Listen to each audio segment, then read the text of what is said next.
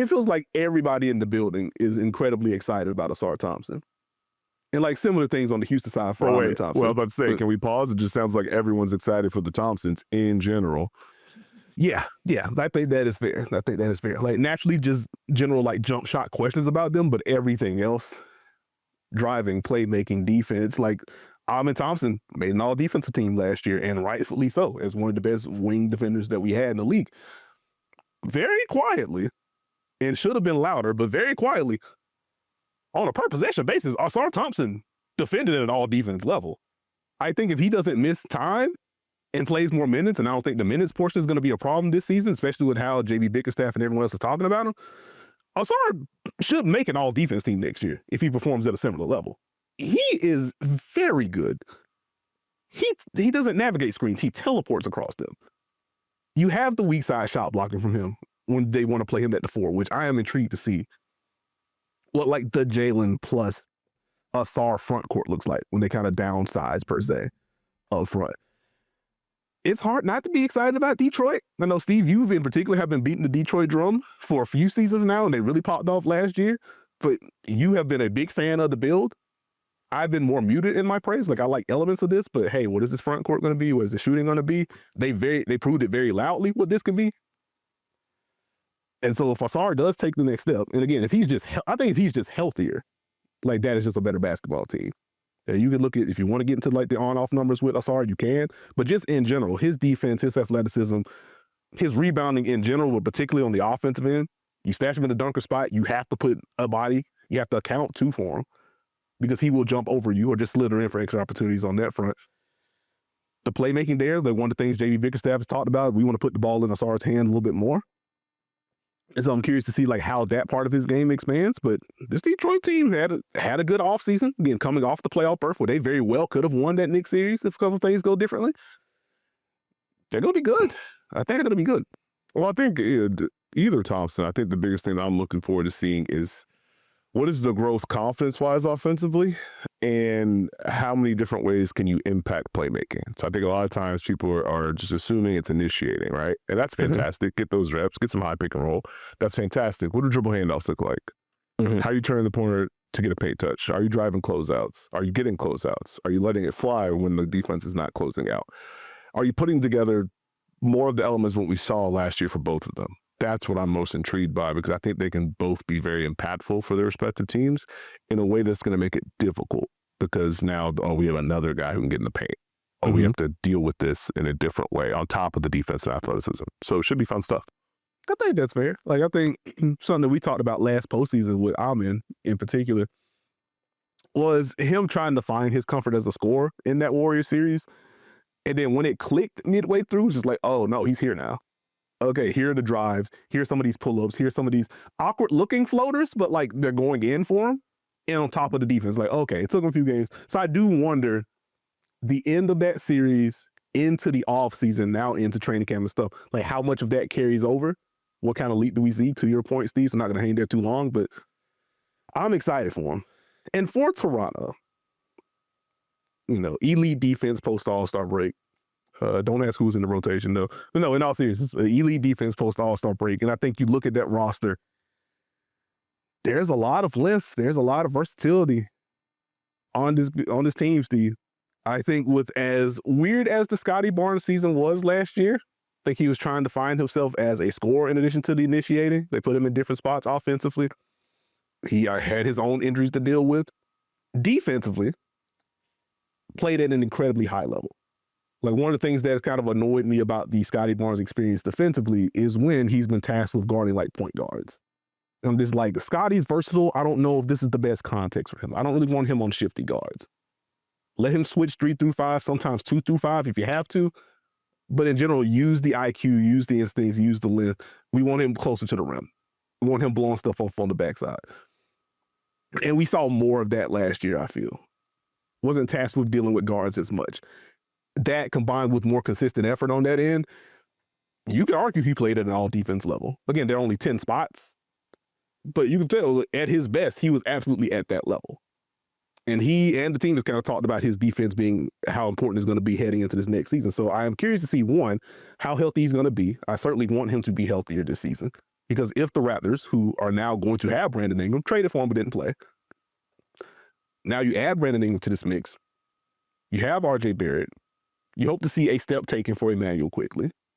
We see what another year of Grady Dick looks like. Ochai Agbaji showed good stuff. Jamal Shead ball pressure coming off the bench. Like, they just have a lot of pieces that I enjoy. If they are able to put this together, I think they have lineups that can be defensively slanted, and that could be incredibly tough for teams to deal with. I think they have some offensively slanted lineups that they can get into that can put pressure on teams. And they can invert actions with Scottie as a ball handler. They can go invert it with RJ as a ball handler if you want to. Darko already has an element of just off-ball movement in that half-court offense that I enjoy. My biggest question for Toronto, aside from health, is just what is going to be the lineup blend for them? Are they able to find lineups that are going to be good on both ends? Or are they just going to have to play offense, defense to a degree to kind of find their level? If they're able to hit it, you could argue they just have like 11, 12 just rotation players. Like, you could argue they just won't put a bad player on the floor for their minutes. That's going to be a tough team to deal with. They are very high on my intrigue list. Look at Nekias Duncan. First pod already sounding the horn for the Atlanta Hawks and the Toronto Raptors. I wonder if there's another Eastern Conference team on this list. I think for me with Toronto, I just want to see what they attempt to do offensively because of the amount of talent they have in the theoretical starting lineup. And the different ways that they can use them in movement, and the ways that, you know, if you're able to put pressure, get two on the ball, go side to side, they have a bunch of guys who can start plays and finish plays. So I want to see how that comes together with what we've seen Darko try and do over the last couple of years in Toronto with movement, maybe not necessarily having the complete lineup to necessarily emphasize or punish at certain points. So that's probably the one thing I want to see with the Toronto Raptors is how complete can this offense be and how quickly can they get going. And it's gonna irk me when everyone is like, hey, Brandon Ingram's pretty good off movement. I'm like, I've been saying that. Yeah, to your point, the problem isn't that Brandon can't work off movement.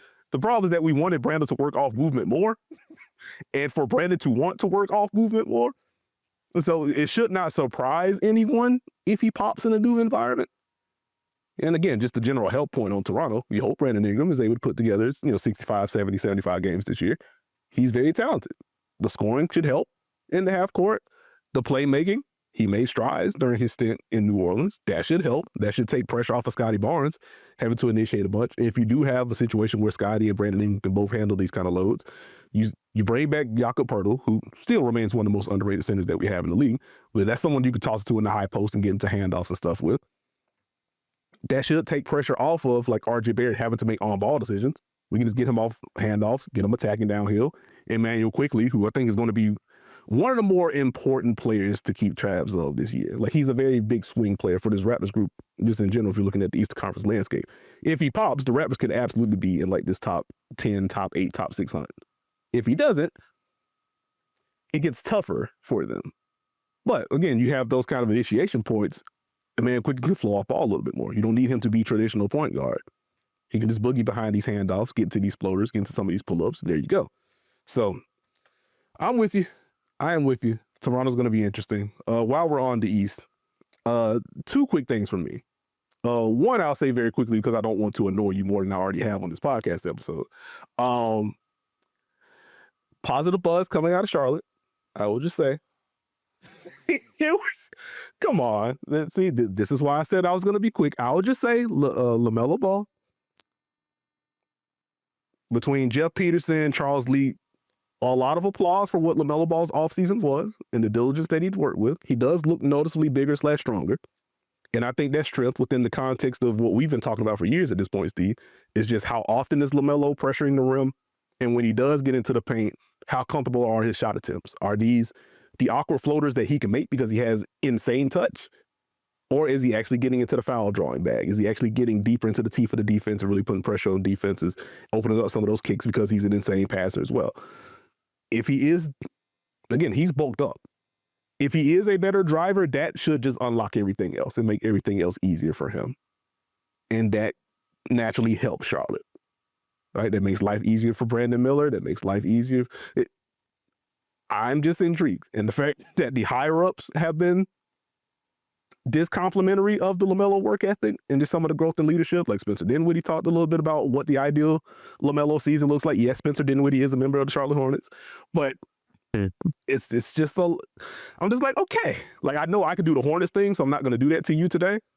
And we have, we got a Southeast preview, so I can save some stuff there. But Intrigue in Charlotte, and then the last thing for me on the East before we shift to the other conference, a quote from Miles Turner. This coming from Bucks Lead. I'm embracing change, embracing this cool part of my career. I'm heading into my prime. I'm in a city now that wants to celebrate me. There's a great quote that goes, "Go where you're celebrated." I feel like that's here. People are excited to have me here.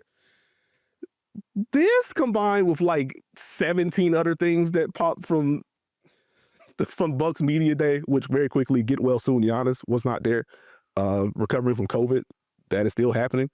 So, like, I hope Giannis is okay and is able to join the team soon. It's been a lot of stuff from the Miles Turner side since he joined the Milwaukee Bucks. And I ain't necessarily saying, like, he did anything, like, quote-unquote wrong. But, like, maybe the constant trade rumors in Indy hit him more than we gave credit to.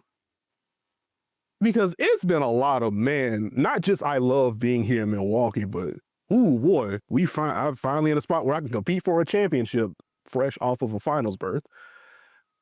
And just a lot of things about appreciation and being celebrated. And again, not anything wrong with that. Everyone wants to be celebrated and loved and adored to a certain degree. But it's just like, man, if I'm a Pacer fan that rock with Miles Turner, I'm just like, what the heck, man? What is all of this? I rock with you. And so I think the first Bucks-Pacers matchup's in early November. I know I'll be locked in on League Pass. I'm sure he still gets a video package. I don't think it's gone that deep or anything like that, but I think the reaction is going to be more mixed than, he already went to a division rival. But I would imagine the reaction is probably going to skew a little bit more negative than anticipated at this point, because it's been a lot from that side. So I will. Okay, we'll keep an eye on that.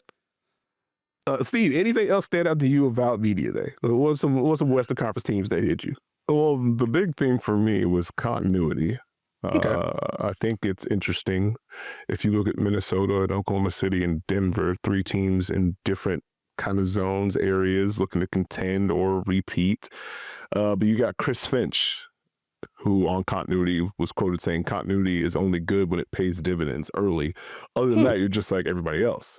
Now, you contrast that with Anthony Edwards, who said we kind of have a cheat code because we've been playing together. I thought that was interesting. You have Lou Dort talking about the continuity of OKC. I don't think anything should change. Obviously, it's pretty much the same team. We're all comfortable with one another. We just spent a whole year together. On our side, just keep doing the same stuff, always improve throughout the season. And then you have Denver with Coach David Adelman and a lot of pieces returning, new pieces there, and understanding that we can't necessarily do some of the same stuff we did last year. We have to expand and get better and develop our bench and give them a system and have different optionality and versatility. And it got me thinking, because I think continuity goes back and forth as a buzzword. Like sometimes it's a strength, sometimes it's a setup for being stagnant as a team. I think on one hand, continuity gives you a leg up to a degree. You know what you're capable of as a team. You know what your weaknesses are. You know what your strengths are, where you need to get to, what you need to improve on. You can get to your base a little bit quicker, which is always important. Regular season, you're just looking to set your base and exactly, go through the trials and tribulations, the highs and lows, figure out what you need to improve on and be ready to go in the playoffs. On the other hand, you still need that base. And you can't copy and paste what happened last year to this year automatically. You have to put the work back in to get back to that level. So if you were a really good defensive team, you have to put the work in to make sure you remain a really good defensive team. You can't just automatically assume the defense is going to be there, let's fix X, Y, and Z. And so it gets really interesting, especially if we talk about the East and the Western Conference. One, a lot of good teams out there, in my opinion. Two, you get off to a hot start, you put yourself in the driver's seat, and that's so important. I think particularly in the West, you can put yourself in a different area. Teams are going to have to chase you. So which team is going to be able to kind of get there? And you see everyone's kind of single-minded. James Harden, want to win a championship. Luka Doncic, want to win a championship. Dallas, hey, if we get everyone healthy, can't see why we can't win a championship. OKC wants to, but, you know, a little quieter about it. Understood. But, you know, that's kind of my theme when it comes to media day, and just balancing how important it is for a team to be ready to embark on a new journey. Oh, I like that. I think to your earlier continuity point, how you can kind of go back and forth. Hey, Steve, ask a Heat fan what continuity means to them. You can imagine what kind of reaction you get over the past few seasons.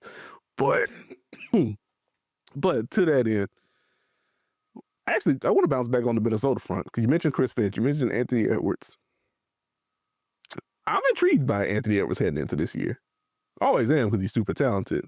But you got the report, I think, last week from Shams Charania on NBA Today talking about Anthony Edwards focusing his offseason training on just working in the mid-post area, enhancing his low-post game. He wants more counters in the middle of the floor. That part's interesting. Anthony Edwards also talking about, I think, using a different type of like ball handling gloves. Said his handle feels as best as it ever has. And it's like, ooh, if Anthony Edwards can access his spots easier, and as we have seen across multiple playoff runs now, he has gotten very good at diagnosing, okay, this is what defenses want to do to me. Here are my counters, something that you in particular, Steve, have done a great job of explaining over the past couple of postseasons. If he can access spots easier because of the handle, if teams work to wall off the paint against him again, and now he can just put his back to the basket and toss in these Kobe fades with more regularity, you send two, he can then, again, play make out of that spot. That's a leveling up of Anthony Edwards that should be scary for the rest of the Western Conference. And as we've talked about, teams in the West, like OKC should be there barring health. Denver should be there barring health. The Fred VanVleet injury for Houston freaking sucks. But if they still have that foundation of defense, and now you have Kevin Durant in tow, they're going to be there. I think, especially before the Fred injury, like those seem to be like the three teams that were getting the most conversation, just generally speaking.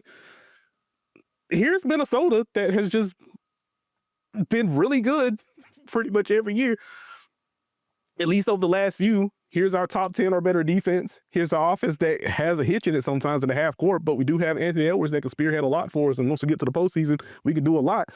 Minnesota shouldn't be slept on, especially if Anthony Edwards takes this kind of step, especially if Julius Randle, in addition to just being very good at basketball and coming off of a great season in Minnesota, particularly that second half when he came back from injury, he just has more mental clarity now and is just in a better spot personally, which, seriously, huge salute to Julius Randle. I always appreciate when athletes are kind of transparent about what they're going through and how they're working through it and things like that. I'm very glad that he's just in a better spot, period. But even to the basketball side, if you're just getting this version of Julius Randle now, hey, man, Minnesota's going to be a problem for folks. They say, you know, always going to have love for Jaden McDaniels and what he provides on both ends. But, like, that's a group you have to keep an eye on. So, continuity or not, that's a talented group out there. Also, we're not going to talk a lot about Kawhi. I did kind of chuckle at, Steve already said, like, I have nothing on the Kawhi front. I don't have anything. We will find out the information when we find out the information. I will just say that I did kind of laugh, and Kawhi hit the, well, actually, I was still owed. So, I mean, if we gonna talk about it, we could talk about it. That got a laugh out of me. I'd say on the Laker front, like, one, it is just cool that LeBron is still doing this. And it's also cool when you catch LeBron in like his candid moods on media days or just any kind of press setting for him. It's just cool to watch that guy just talk hoop and just talk in general. So like that part's cool. Obviously a lot of expectations out in Los Angeles for the Lakers and the Clippers for that matter. So I'm excited about that portion.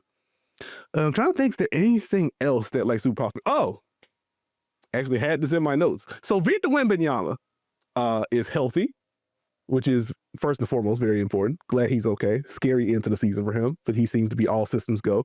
He is coming off of one of the most unique off seasons that we've seen from a star level talent in a while. He was quite literally all over the place doing different things. He talked about his experience. That man went on 17 side quests. and then came back and said, "I assure you, no one has trained harder than me." And I'm like, all right, right, buckle up. And as we're on Muscle Watch, he does. The arms are more defined, a little bit bulkier.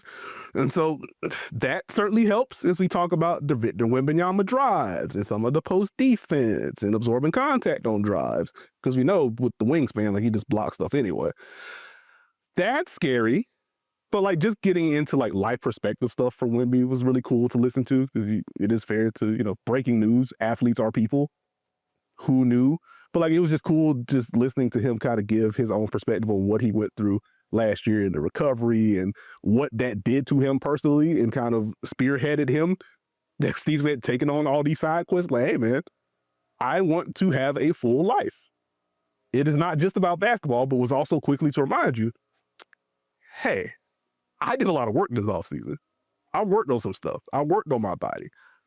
And so more mental clarity for Wemby, in addition to him being incredibly good at basketball. We did also get news from Spurs Media Day. De'Aaron Fox dealing with a hamstring injury, so may not be ready for the start of the regular season. That part obviously stinks. I think the combination between him and Wemby is always going to be important to track this year. Their pick and roll chemistry, their handoff chemistry, when they're going to invert things for Wemby with Fox as a screener, all the things. So get well soon, De'Aaron Fox. But if we do legitimately get Wemby is just a no doubt about it top 5 player in the league now, with a healthier De'Aaron Fox, with a more consistent Devin Vassell, with Stephon Castle with a better jumper, the Spurs can also be a problem in the Western Conference. Not going to put them in like the contender tier yet, but that's going to be another team that's going to be fighting for a playoff spot. So excited to see what happens with San Antonio.